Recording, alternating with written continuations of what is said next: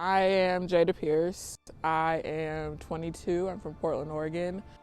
I throw the hammer and shot put at Biola University. I graduated high school in 2018 from Central Catholic in Portland, Oregon. From there I went to University of Hawaii. I competed there for 3 years. COVID was in the middle, so I really only had 2 seasons there. I graduated with my bachelor's in psychology in 3 years, and I knew I wanted to go into a master's program for counseling or like to become a therapist. So I entered the transfer portal, started looking at schools, and Biola reached out to me. They had a brand new marriage and family therapy program, and it just seemed like the perfect opportunity that I couldn't pass up, so that's how I ended up here. My dad's a track coach. He's been a coach for like 27 years, so I've always been at the track.